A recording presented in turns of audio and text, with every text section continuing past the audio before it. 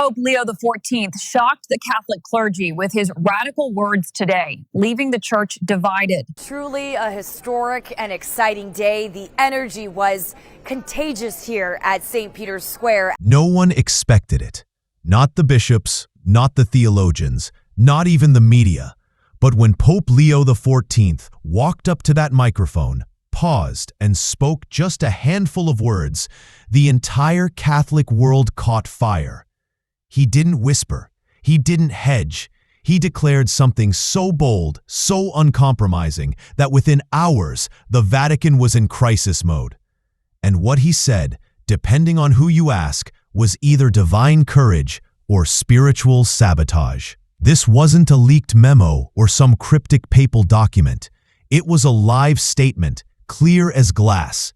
The Church, Pope Leo said, is not here to mirror society. It is here to confront it. That sentence ricocheted through newsrooms, dioceses, and dinner tables. For some, it was a long-awaited breath of truth. For others, it was a betrayal of modern progress. But here's the thing. What followed made the initial firestorm look like a spark. Pope Leo wasn't finished. He doubled down. And what he said next has left millions stunned, furious, and, for the first time in decades, deeply awake. So before you scroll away or write this off as just another religious controversy, pause. Because this isn't just about one pope, one speech, or even one church. This is about truth. And what happens when someone dares to say it out loud? If you believe the world could use a little more courage and a little less compromise, take a second to like this video, leave a comment, and subscribe. We're just getting started. Let's step into the moment the silence ended and the fire began. It was supposed to be an ordinary address, a gathering of educators and clergy, the kind of event that comes and goes without headlines. But Pope Leo walked up to the podium, let silence hang in the air, and then said what no pope in recent memory had dared to speak so directly. He accused the church itself, its leaders, its culture, its direction of losing its way. He called it out plainly. The clergy, he said, had traded reverence for relevance. They were more concerned with popularity than with purity. They had chosen comfort over the cross, and in doing so, they'd betrayed not just the church, but the very soul of it. The reaction was immediate. Liberal theologians rushed to their keyboards, crafting long-winded rebuttals filled with caution and spin. Bishops issued vague clarifications that said everything and nothing. But Pope Leo?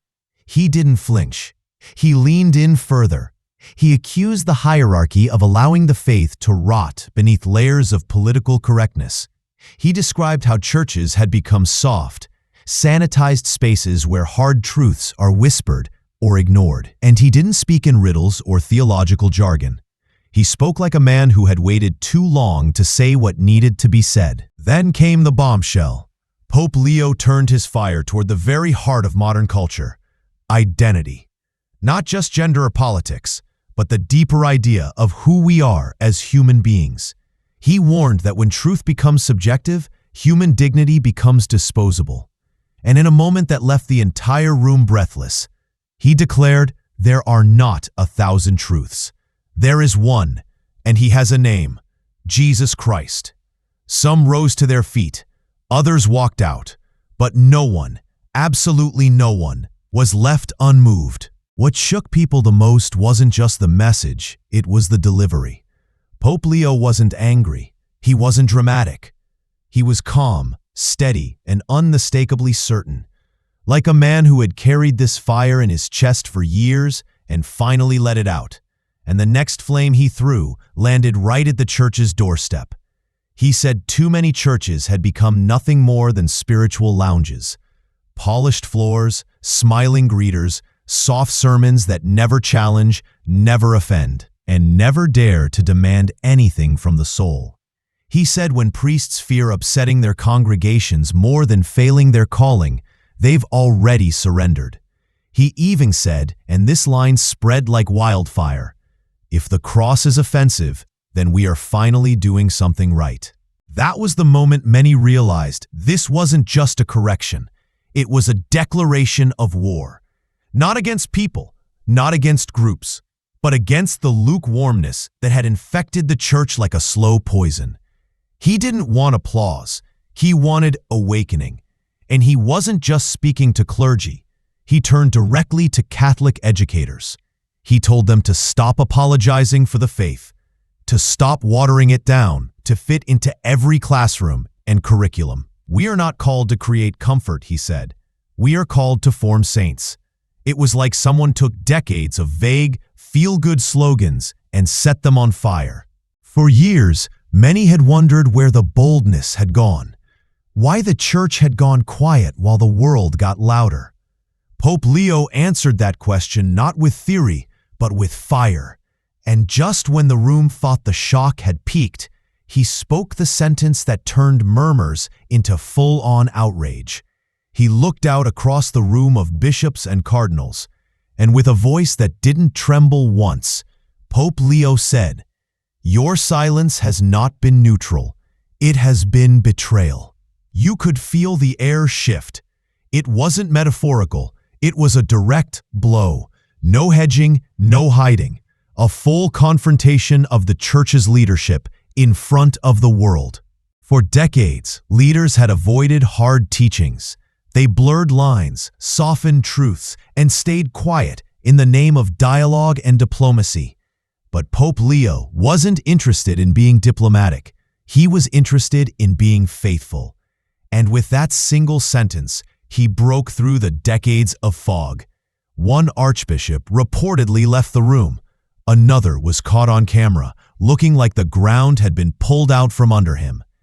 But Pope Leo didn't waver. He stood there like a man who'd been preparing his entire life for that exact moment. What followed was chaos. Some Catholic media outlets accused him of undoing years of pastoral outreach. Others hailed him as the first real voice of clarity in a generation. But the real surprise? It wasn't the cardinals or the commentators. It was the everyday Catholics, the ones in the pews. They stood up. They applauded. They said, finally someone had the spine to say what they've been thinking for years. That their faith isn't outdated. That the church doesn't need to evolve into the culture. It needs to stand apart from it. Because what good is salt if it loses its flavor? What good is light if it hides behind curtains of cultural approval? Pope Leo wasn't trying to be liked. He was trying to light a path back to something we've almost forgotten. The kind of truth that demands something from you. And that's what made this moment different. Pope Leo didn't just speak to the church. He spoke to every institution that has traded boldness for branding. Every school that dropped values to chase acceptance. Every family afraid to say what matters most. His words reached far beyond Rome because they struck something universal. The ache for truth in a world drowning in noise. He wasn't rewriting doctrine. He was digging it up from the dust, wiping it clean, and placing it back where it always belonged, front and center. And in doing so, he reminded people of something they didn't even know they were missing. Certainty, conviction, clarity. Some called it reckless. Others called it the beginning of a revolution. But whatever it was, it couldn't be ignored. Pope Leo's statement didn't just challenge bishops. It challenged every single person who claims to follow the truth. Because when he said, "Truth doesn't adapt to us, we must adapt to it," he wasn't just talking to theologians. He was talking to you and me. So now the question isn't, what did Pope Leo say? The question is, what are we going to do about it?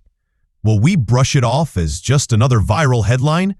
Or will we actually stop and think? Because whether you agree with him or not, there's no denying this. Pope Leo XIV didn't step up to be popular. He stepped up to be faithful. And in a world addicted to compromise, that alone is a revolution. So what do you think? Has Pope Leo gone too far? Or finally far enough? Is this the course correction the church desperately needed? Or a step backward into conflict? Drop your thoughts in the comments and let's talk about it. And if you want more truth with clarity and conviction, subscribe now, because this conversation is only just beginning.